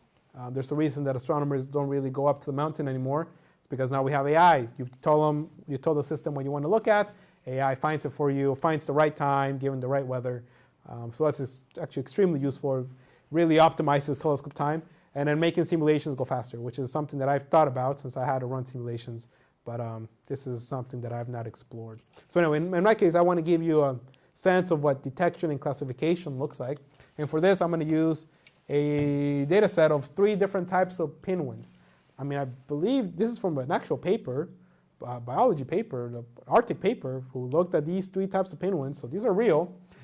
They got data from these pinwinds. And what's nice about this data set is that it's only 4 features that they recommend that you use. They have the length of the bill, the depth of the bill, the flipper length, and then the body mass. And this is only 4 features. So when we talk about machine learning, we always talk about feature engineering, extracting the relevant information from your data sets. They did this for us already, these biologists. They looked at these pinwinds and they measured their body mass and they measured their flipper length. So for us, it's very easy to visualize 2 dimensions, right? So this is the bill depth versus the bill length, and we can see it creates 3 clusters, which is great. You can look at the body mass versus, say, the flipper length, and it's still 3 clusters. They're a little bit more overlapped. But I mean, the question is, this is 4 features. How can you visualize 4 dimensions? How can you plot this in 4 dimensions? The thing is, you can't. So if you're trying to classify a pinwin from these 3 species based on these 4 features, how would you do it? And I mean, you could do it off of this, right? You can look at 2 dimensions and say, okay, if the bill depth is higher than 18 or lower than 16, it's probably, what is this? Geru penguin. But I mean, okay, that leaves this cluster here that's unresolved. And anyway, I'm going to jump straight into how we would do this. And I have this little demo, and I'm using this data set from these 3 penguins, so I just want to give you some context. Okay, so I'm hoping that you can see this and that it's more or less legible. Okay, so when I'm going to give you the most basic way that people train algorithms, it's all the same procedure. You fit your model and then you make your predictions. So for this, I'm going to start by loading the data set, and I'm going to do this all in Python, which is the first programming language that I learned. And I'm going to have the penguins data set already saved on my computer. And this is what the data looks like. So these are the different columns. We have the species type, which are, there's 3 of them. We have that where island they come from, and then we have this bill length, bill depth, flipper length, and body mass. And then we have the sex of the penguin and the year in which I guess they were measured. In my case, I happen to know that the important features are the bill length and the body mass and the flipper length. So what I'm going to do is, when we talk about machine learning, you always have 2 different arrays. You have your training data, and then you have your labels. So this is when we talk about supervised machine learning, is you know what the target is. So in this case, we know the species. So what I'm going to say is, I'm going to say, typically in machine learning, we call this Y. These are the labels. And for this, I'm going to import a library that allows me to do matrix manipulation. So I'm going to say, okay, my labels are just going to be the species. Okay, so these are my Y. So this is how many penguins do I have here? I have 344 penguins. Great. And now if I look at my data, I want the bill length up to the body mass. So I'm going to say my X. So every time you do machine learning, you always have your Y and your X. The X is going to be an array that's going to only include these 4 columns. 2 to 6. Okay, so now I have 4 columns. And that's what machine learning uses when it comes to classification. Is your X array is going to be 344 penguins, 4 columns, so 4 features. And typically the way that we start off is we have all the libraries necessary to do machine learning models, which is great. The community has really come together and have really streamlined the process. So you start by picking your model. One popular Python package is sklearn. And from sklearn, I'm going to use the random forest classifier, which I was showing. Okay, so then what you do is you make your model. You literally just say, okay, I want a random forest classifier. You can do your optional parameters here, which would be how many trees do you want, how deep should the trees be, how do you split the leaves of the tree, etc. You can leave it blank, and it'll just do the default parameters. So great, you have your model. You say, I want to use a random forest classifier. So now you just have to give the data. In this case, we have the data, which is X. Typically, what you want to do is you want to split your data. So again, how many penguins do we have? We have 244 penguins, 4 features, 4 columns. So what I'm going to do here is I'm just going to split it. And again, sklearn has a very important or a very useful package for doing this. A useful module from the model selection. It's called train test split, which is very, very useful. Which essentially what this is going to do is it's going to split my data randomly. So now I'm going to have my train data, my test data I'm going to use afterward, and then my labels. Okay? So this is, again, another common approach. You train, test, split your data. You give it the data here, X and Y. Good. So now what do I have here? I have these arrays, which X train. Now it's, how big is this array? So I have 258 penguins that I'm going to train with. And how many am I going to test with? 86. So now I'm going to take my model, which you remember I defined here. And this is, so the first step in machine learning is you define your model. The second step is you fit your model with your data, my X-train data, and then my label, so I know what's actually here. I know what penguins these are. And now I have my model, which is fast. You can look at what the actual model parameters look like. These are all optional, which you can tune. In this case, I'm not going to talk about tuning. But again, I just trained a machine learning algorithm using a random forest. How many trees does it have? This has 100 trees. So now how do we actually go about and predict? Well, I have my Y-train data here, which is an array, showing you what the labels are of my train data. And this is what that array looks like, X-train or X-test. Okay, so I have this test data, which corresponds to my Y-test. So what I'm going to do is I'm going to just make my predictions. I'm going to predict based on this array here, which is my X-test. And I'm going to see what I get. So I'm going to do model that predict. And now I got my predictions. Now I also have what they actually should be. So now I do a simple equality. Are these equal to each other? And for the most part, they are. There are better ways to just do this. I mean, it's hard to see if there are any falses here. But again, sklearn kind of has it all for us. I think metrics, they have a metrics module where we can see what the accuracy is, and you can print the accuracy score when you put what are the actual values and what are the predictions your model made, and 100%. Well, okay, great. And I mean, those are the 3 steps when it comes to machine learning. You define your model, you fit it, and then you make predictions. Now, in my case, I've already made a program, as I highlighted in my microlia, that actually does all this for us. And it actually allows us to determine what are the most important features. And this is all streamlined, so I just want to give you an example of how I apply my classifier.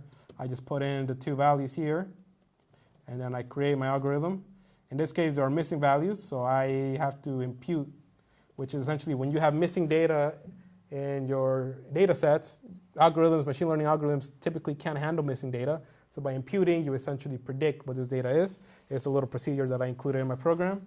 And now I can create my algorithm, and then I can plot.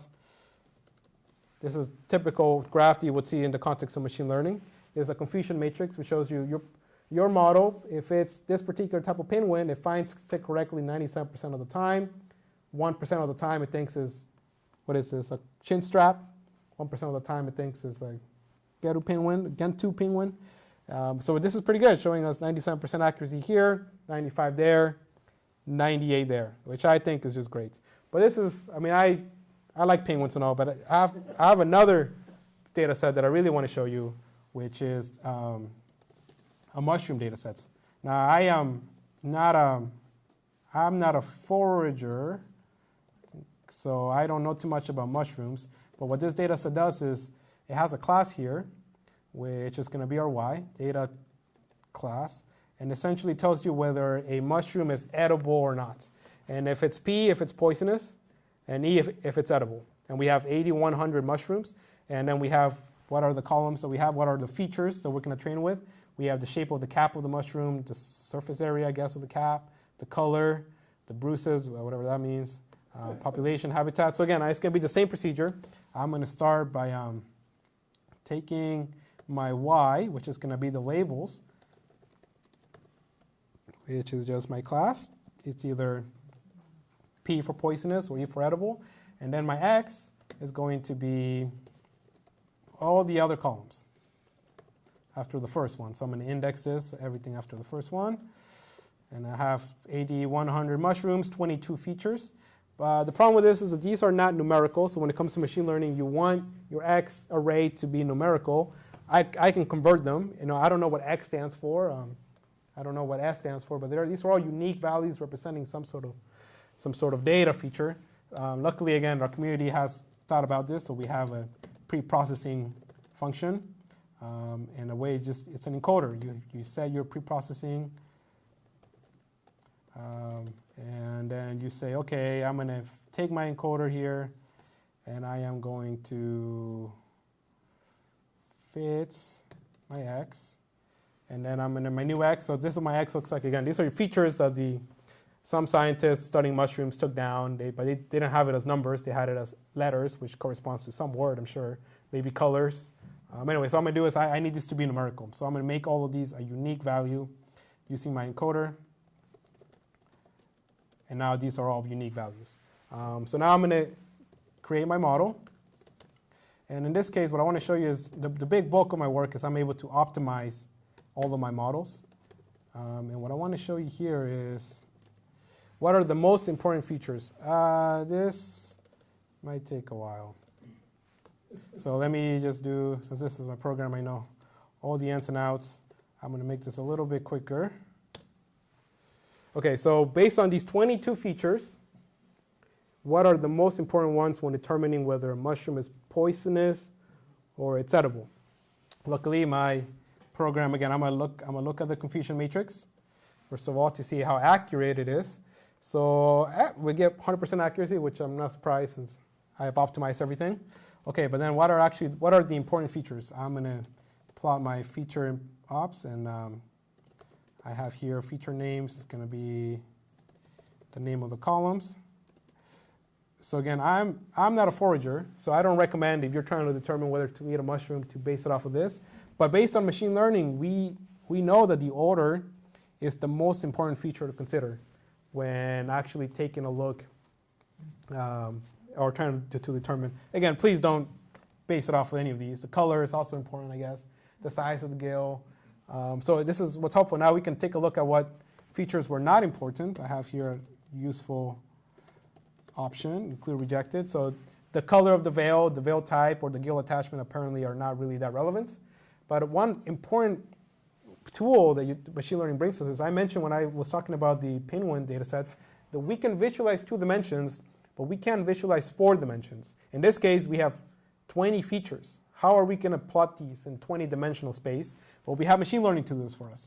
We have a procedure called the Tisney algorithm, which is an unsupervised method, which essentially takes, in this case, a 20-dimensional feature space, and it transforms it into 2 dimensions, which is something humans can interpret. We know how to interpret a 2-dimensional graph, and this is what we see. The red ones are poisonous, and the blue ones is poisonous, red is edible. And what's interesting is we have how many mushrooms? 8,000 mushrooms.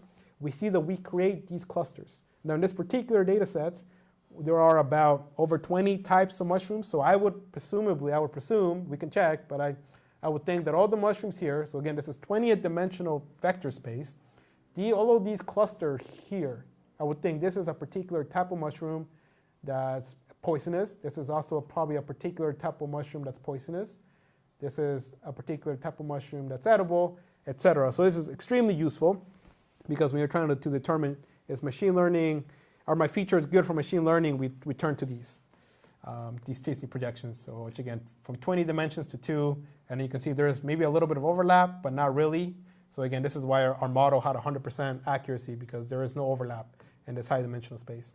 Okay, so with that, the final thing I wanted to show you was the digits data set, which is pretty common. And for this, I made a demo so we don't have to wait for me to plot all this code. But when we were making models that can read handwriting or can understand numerical text, this was the data set that we were using. Just handwritten digits written by different people, so different styles. And it's been it's been available. It's available publicly, so it's easy for us to take a look at them. This is what they look like. I'm just going to plot a random one, the 100th one, and this is probably number 4.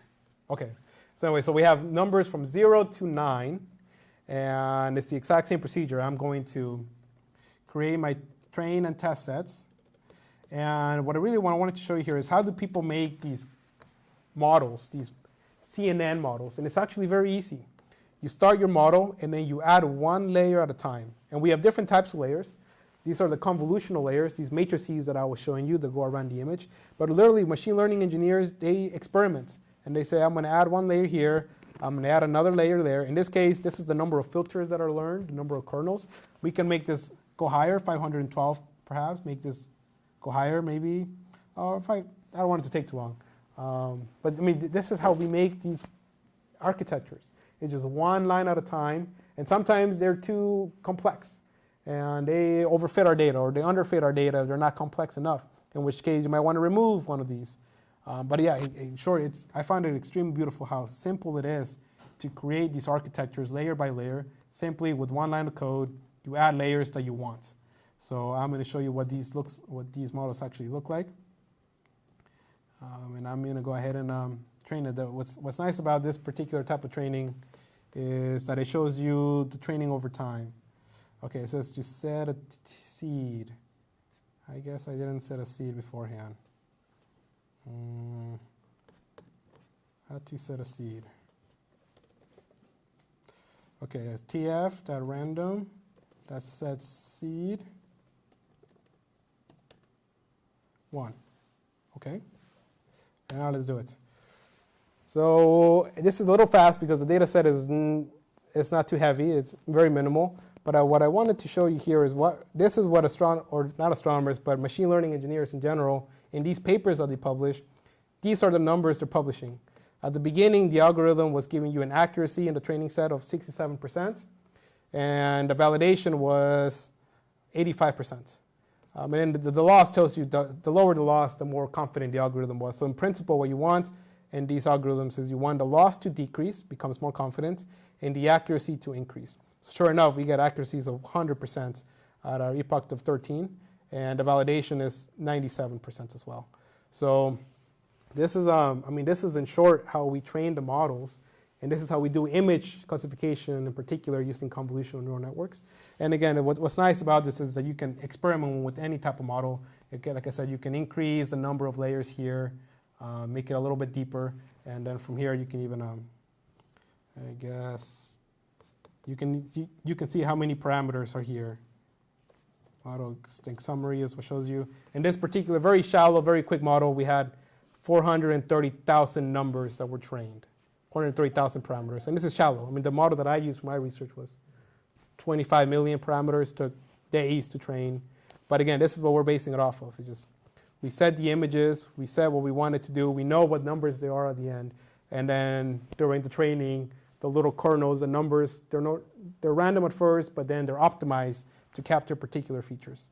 So this is great. I wish I had more time, but so I'm a classification expert, and from there I started jumping off into, can we use machine learning to actually infer and create science? And based on the conference that I attended, the answer is yes. It's a little trickier, but it's possible, especially when we do these CNNs. There's always this loss function, which determines when are the numbers that you're tuning randomly as first, when are they reaching the right value. And what astronomers have been doing is they've been making custom loss functions that incorporate physics. So you include an equation of state that says, okay, when the equation of state matches theory, that's when the loss should be increased or should be improved. So people are doing this. It's called physics-informed machine learning. But I started with classification. I'm going to make my way into that next. This is just a quick demo of what this looks like. But in short, how do you train models? You define your model, you fit your model with your data, and then you predict it. So 3 steps, which I think is just great. Very streamlined method. And I owe it to the community, to the machine learning community that has made all this public and open source for anybody, even for someone like me, to train 430,000 parameters with how many lines of code is this? 6, 7 lines of code, something like this. Okay, so with that, we have 20 minutes left, and I'd be happy to take some questions. If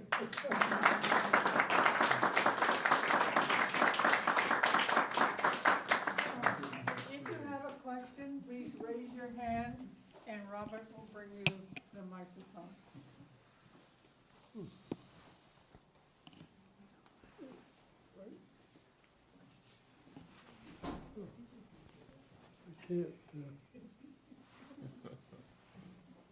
Alan? Relative to dark energy, gravity is an energy source that thankfully doesn't die down, and they say that the universe is expanding at an increasing rate. So, do we assume that the dark energy is a source of energy like gravity that doesn't? Is the galaxy increasing at a greater rate because dark energy is increasing, or has it been determined that it's a constant and has been a constant over time? So that's part of what we call the Hubble tension, is that it's not a constant. This is why when I showed the plot showing the distance of these supernovae over time, it's increasing. It's actually the energy density of dark energy seems to change over time. Does it decrease over time and then increase in other epochs? We don't know. We think not, by evidence showing it's just that it's the more the universe expands, the faster it expands, the more dark energy there is. To answer your question as to, is it like gravity? It's exactly the opposite of gravity. We expect that the universe would collapse because of gravity. If you have 2 objects extremely far away, it will take eons, but eventually gravity would bring them together. But that's not happening. That's the idea of the big crunch, the universe collapsing into itself once again, is not possible because of dark energy. So dark energy is the opposite of gravity in the sense that it's a repulsive force, and it only really plays a role in large scales. So in our local universe, or in our local galaxy, we do coalesce objects. We make stars. Our Andromeda galaxy is coming closer to us. It's not going farther away because of dark energy. Certainly there is dark energy. One of the questions is, what's the permeation of dark energy. How is it distributed? We know that we have dark energy between here and the Andromeda, but gravity is a lot stronger.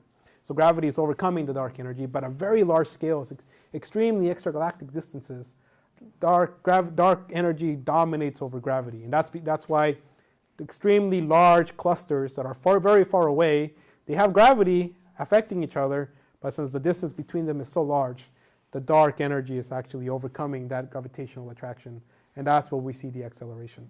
So again, dark energy is indeed everywhere, but it's really most prominent at very large extragalactic and cosmic scales. And it is the complete opposite of gravity, which is bizarre, but that's what the observations show. Otherwise, the universe wouldn't be accelerating. It would have accelerated at the beginning, but ultimately it would begin to collapse again, which would be a closed universe, and that's not what we see. Does that answer your question? So, and dark energy is more disk-like, or is it No, it's still sphere-like? it's a halo. Yeah, it's.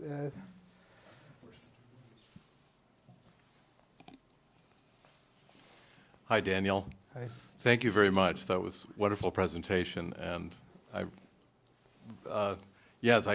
couldn't follow it all, but I feel like my brain has expanded by dark energy of some sort. You were talking about the Webb telescope and the observations at a 14 light redshift, I think you were talking about, and that what's been found are these seems to be mature galaxies, and we didn't expect that. Is that all we've found? Have any babies been found at all? You know, with their diapers and their baby bottles. I mean, that's a good question. I presume yes. I don't have any direct work that I can cite, but I mean that's of course. I mean we know that galaxies grow, and we had a peak during cosmic noon, which is a redshift of 2. In order to get this peak, you need a baby galaxies at higher redshifts. So yes, I would say it was just the fact that I'm not well versed in this particular subset of the literature. But certainly we found it with Hubble. We didn't have this friction before the James Webb. It's just the Hubble couldn't see that far out. Couldn't see at redshifts of 14, 13. So I mean, yes, there must be a ton of baby galaxies of the early universe. Otherwise, we wouldn't have mature galaxies now. But has that been a focus of the James Webb? I mean, certainly, I'm sure there's been publications, but again, you're publishing something that people expect, which I guess doesn't really get too much attention, right? Yeah, thank you for your presentation. Is dark matter found only around galaxies? There was kind of that blue, it's sort of just, that's where it's found? The dark matter. Dark matter is... I'm confused with dark energy and dark matter. So again, even though dark energy is present throughout the universe, including in our galaxy, it's so negligible, should I say, in comparison to the dark matter in local structures like the galaxy, that we don't even think about it here. I mean, we do, but as far as the picture that I showed with the blue halo, I mean, the dark matter stems from the center of a galaxy, which is the black hole, and it spreads out uniformly, basically, all the way out. So it's literally a halo. We're in a giant sphere of dark matter, which is why I wasn't shocked, but I was a little shocked when my professor told me, yes, there is dark matter in our solar system. We believe there is dark matter in our solar system if it's being distributed evenly. It's so small in comparison to the size of the Earth. Small, the amount that we expect in our solar system is smaller than the size, less massive than the mass of Mercury even. So it's something that, how will we detect it? I don't know. But it's not prominent enough. But when you go outside the galaxy, the galaxy's halo, you have an even bigger halo of dark matter. That's really when it starts to play a role, because at the outskirts of the galaxy, you have less stars. You have less baryonic mass that you can see. But yet the velocity of the gas in the outskirts is still the same. In fact, it's even increasing. So from that perspective, you can say dark matter is more prominent in the outer skirts. Part of it is larger volume, right? As the sphere expands, you end up with more surface area on the outside, and that's why those images showed, yes, the dark matter distribution follows a halo, but it's not only in the outskirts; it's everywhere uniformly, and it's. So is Is there any possibility that matter, the dark matter and dark energy is related to gravity? Yes, dark matter is Is it all sort of the same, but we just don't know yet? I mean, I'm having a hard time with this two stuff. sides of the same coin, basically. So, I mean, again, dark energy is the opposite twin of gravity in that sense, because dark energy So repels. therefore it is. Well, no, because gravity is an attractive force. I understand, yeah. So it can be, dark energy It can be can be both. There have been attempts to modify the laws of gravity. We know the gravitational effect drops off with the inverse squared of the distance. So there have been Right. theoretical physicists that have come about and say, well, you need to take into account the acceleration of objects. We call this modified Newtonian gravity. And they made progress. Ultimately, I believe, I'm not an expert, but I believe that the theory was discarded. The speed of the object is changing gravity? That's what their prediction was. Yes, that you have Okay, to I take gotta into think about account the that now. acceleration of objects, which Yeah. changes gravity. Another idea is that actually at very large scales, gravity behaves differently. We observe gravity in our planets. We know Kepler's law. He derived it looking at the planets, but that's local. That's small scales. What happens at large scales? Evidence suggests, observation suggests that it's the same, right? We take the spectra of galaxies and we can predict the It'd be nice if rotational it did, velocity. right? That would be nice. But yeah, but we never travel without, beyond our solar system. We just barely left our solar influence. But that's one idea, is that actually gravity behaves differently at large scales. And perhaps you're right. Perhaps, in a sense, gravitons become dark energy, become the source of dark energy at large scales. It's so hard to, I'm tripping with you. yeah. Maybe two more questions. What is the medium for gravity waves? The medium that I learned early on, which was the word that early astronomers used, was the ether, right? When I first learned it, I thought the way my professor made it sound, it was an outdated concept, the ether. Actually, we know there's nothing in space, but obviously when we show these images, these are two-dimensional, which is misleading because the curvature of space, it's not a fabric, it's not a flat fabric, it's actually 3 dimensions. And they have been figures to show this 3-dimensionality. It's hard to conceptualize, but what is the medium? I don't have a better word than the ether. It's just the space, the stuff that makes up nothing, the void. Alan has a question?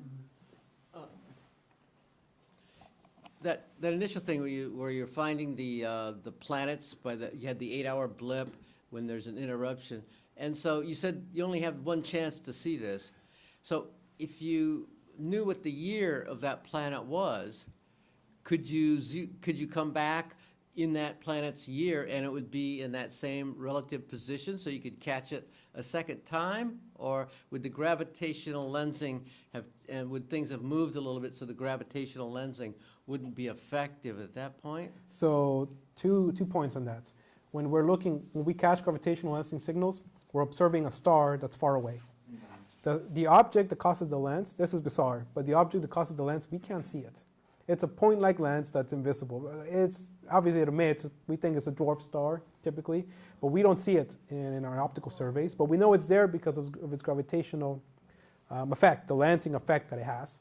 But again, when we look at microlensing, when you look at the images, there's nothing. You don't see the object coming in and going out of sight, which is bizarre. But we know it happens.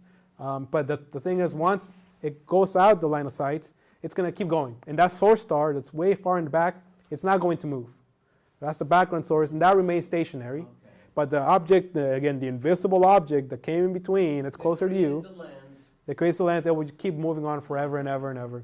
So that's why you only have one shot. And the thing is, you can have a lens that has multiple planets, and if they align, they have to align just right. But there have been papers that have shown one blip, and then 1 hour later, another little blip, and then another blip. 3 planets in a row that happen to align just right. You can even catch the moon. If the moon also happens to align, you see the little blip and then a tiny little blip on that little blip. So if you were out in space, Alan, you would cause a lensing effect if you had enough instruments. In fact, there have been papers that say if we send a telescope way out in the solar system, we can use the sun as a lens. we have full control over the geometry, and we can say, I want to take a look at that object, and then it's completely theoretical. I think it would work. But yeah, that's the thing about microlensing, is you don't actually see the object that's causing the lens. I think we have to stop there. I'm sure we have questions that could go on for weeks and perhaps for a lifetime. So we'll have to have updates. But we have a few announcements, and then we'll hear a vote of thanks. Our next forum is on Saturday, June 22nd. It's in the evening from 7 to 9 p.m. It's called Self-Transformation, a Spiritual Journey of AA's 12 Steps. And the speaker is someone who's worked with this organization, which we've all heard about one way or another. But he has a very deep insight into the whole process of dealing with alcoholic abuses and similar such difficulties. After that, on Saturday, July 6th in the afternoon, we will have our Founding Day address, and it will be on William Penn's vision of a society shaped by conscience. So you might put that on your calendar. It will be after 4th of July, just as the calendar seems to dictate. So we'll call upon, and the June newsletter is out, so if they email Jer, if they didn't get one and want one, is it jer@west.net? Yeah, so they could look at the website, and Donna has the flyers. Oh, I thought she said it's not on the website, but we'll see. Yes, it is. It is? Okay, just go to worldculture.org. Pardon? Give it a day or two. Give it a day or two, okay. It'll be You on can our wait there. email. All right, and you can sign up to make sure you get the newsletter, and donations are always welcome. We are a volunteer organization, we have no paid staff, and we do have things like water bills and electricity bills and all of that. So your help is always welcome, and we hope you'll return many times to the Institute. For the moment, we'll have Russ Lewin give the vote of thanks for this fantastic presentation that Daniel's given us.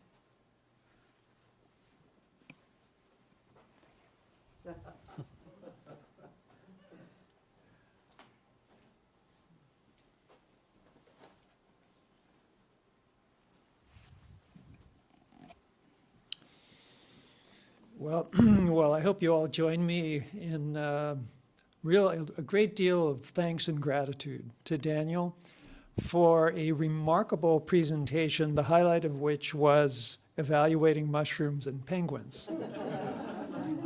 And as we all know, penguins make everything better. But as Daniel was speaking, he reminded us of an ancient figure, Eratosthenes, who, as I'm sure you recall, around in the great library of Alexandria, there was the librarian who was always a person of great learning. And in Eratosthenes' case, he was a mathematician, he was a scientist, he studied literature, poetry, and of course astronomy. And he was able, using basically a stick and a shadow, to find the circumference of the Earth relatively accurately, and also the distance to the moon and the axial tilt of our Earth. So he used his sort of native intelligence and intuition to see through sense objects and data into the meaning beneath it.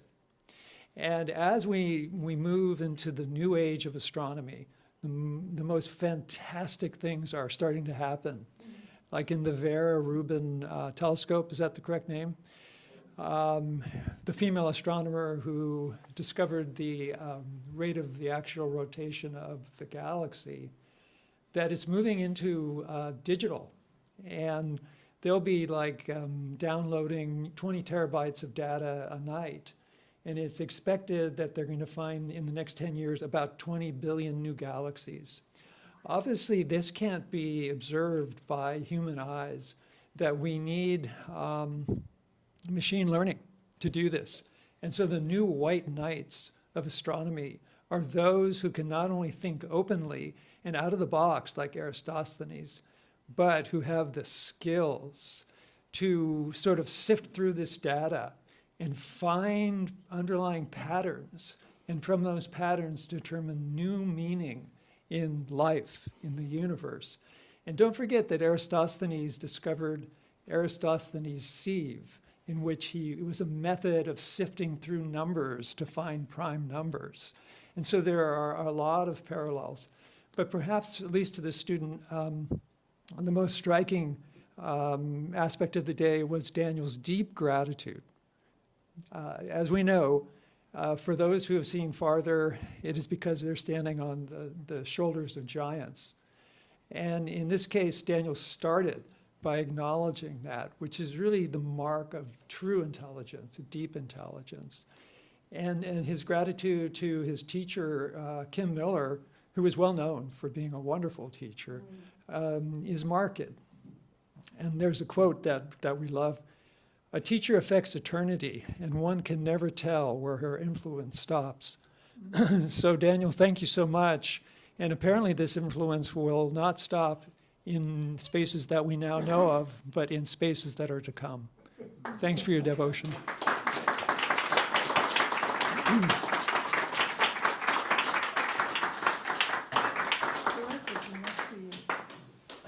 Beautiful.